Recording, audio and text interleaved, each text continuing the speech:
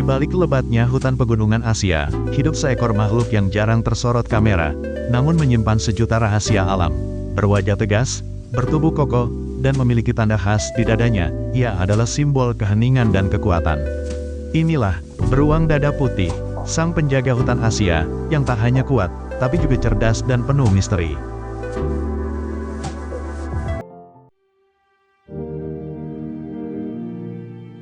Dengan moncong yang terus mengendus udara, dan taring tajam yang tersembunyi di balik rahang kuatnya, beruang dada putih menjelajahi hutan dengan indera penciuman yang sangat tajam.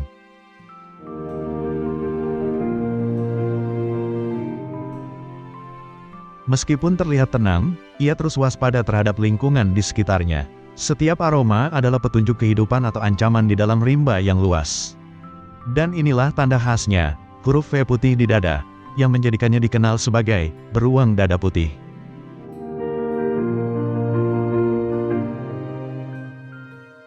Simbol ini bukan hanya hiasan, tapi juga penanda identitas dari spesies langka Asia ini.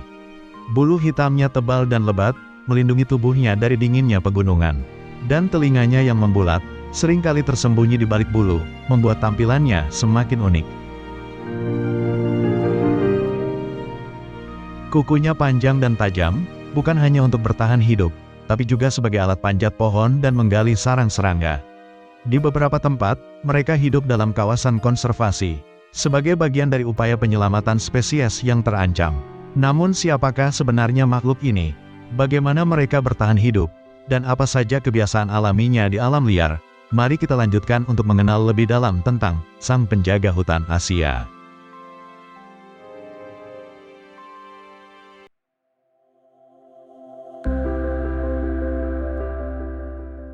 Beruang dada putih menjadi penjaga sunyi dari hutan-hutan paling beragam di Asia.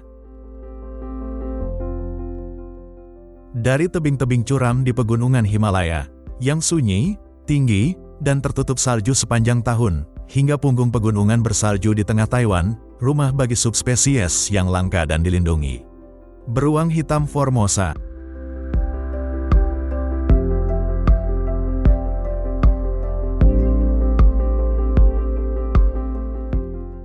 Di daratan Tiongkok, mereka mendiami lembah dan hutan pegunungan di Sichuan. Tempat embun pagi menyelimuti semak dan bambu.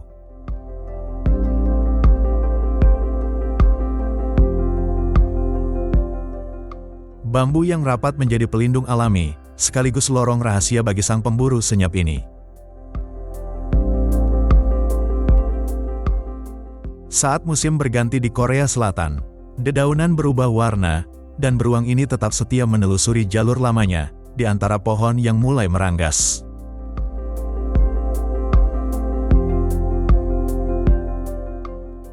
Di Jepang, mereka bergerak tenang melewati hutan lebat, dengan aliran sungai dan air terjun sebagai petunjuk arah alami.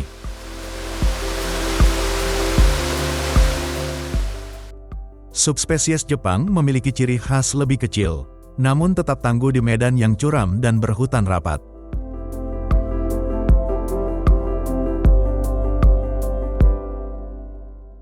Di utara, beberapa menjelajah ke tepian Siberia, di antara hutan pinus bersalju yang membeku dalam diam.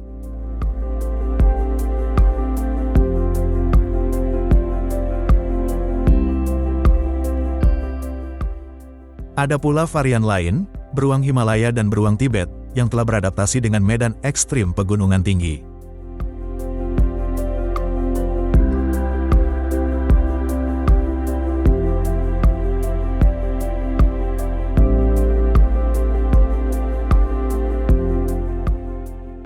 Di selatan Asia, mereka menghuni hutan tropis Vietnam, menyusuri sungai di balik rerimbunan kelapa, atau bersembunyi di balik kabut hujan yang lembab.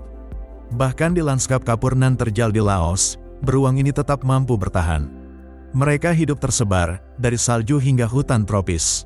Dan dimanapun mereka berada, beruang dada putih selalu menjaga keseimbangan alam.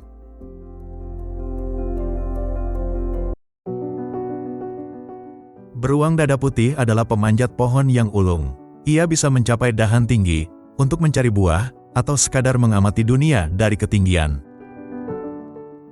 Dengan penciuman yang tajam, ia mampu mencium keberadaan serangga di bawah tanah. lalu mulai menggali dengan kuat, mencari larva, rayap, atau akar muda yang tersembunyi.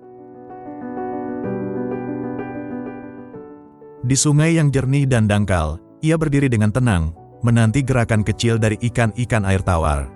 Meski bukan pemburu utama, protein dari ikan adalah tambahan yang penting.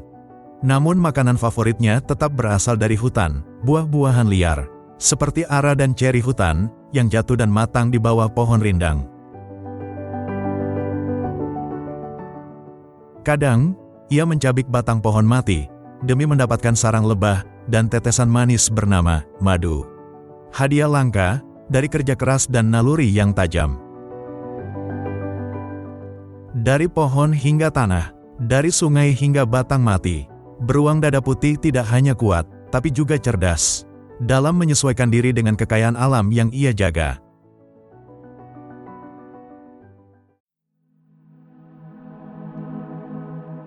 Dulu, mereka hidup bebas di antara pepohonan yang tinggi, di tanah hutan yang lembab dan rimbun.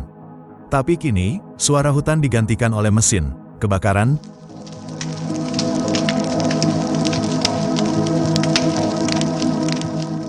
penebangan, dan pembangunan, merampas rumah yang telah mereka tinggali ribuan tahun.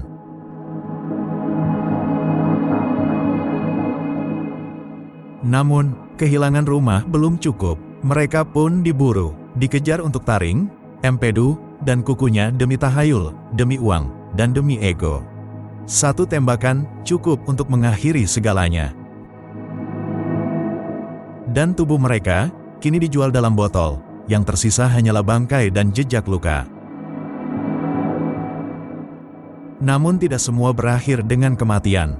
Beberapa berhasil diselamatkan, dari jerat, dari peluru, dari kandang sempit. Kini mereka hidup dalam tempat yang aman. Bukan hutan tapi tempat yang dijaga. Sebuah rumah sementara untuk jiwa-jiwa yang telah lelah. Mereka berjalan pelan di taman buatan, mengendus rumput, beristirahat di kursi kayu, dan tertidur tanpa rasa takut. Mereka belum benar-benar bebas. Tapi hari ini, mereka aman.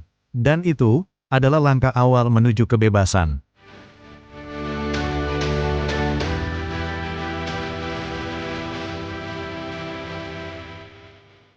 Selama masih ada manusia yang peduli, masih ada harapan. Langkah kecil ini adalah awal dari perjuangan yang lebih besar.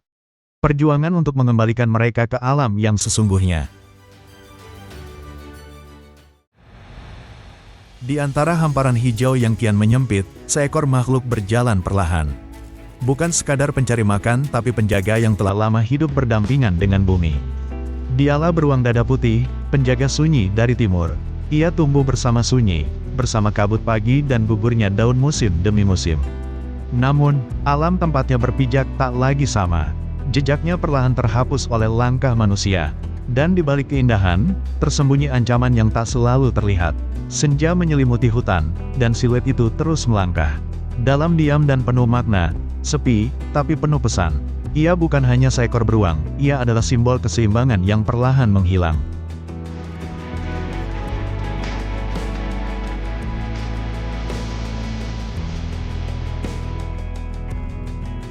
Di satu sisi, ada tangan yang menanam, namun di sisi lain, ada tangan yang menebang.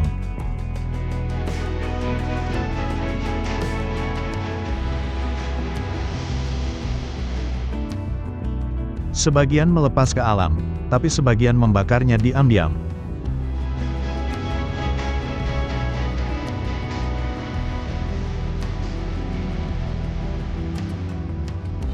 Jika hutan terus hilang, kemana mereka akan pulang? Menanam pohon bukan hanya tindakan, tapi janji. Janji bahwa kita belum menyerah. Penjaga sunyi itu tak akan bersuara jika kita tak belajar mendengarkan. Dan saat ia menghilang, yang lenyap bukan hanya spesies, tapi juga suara alam itu sendiri.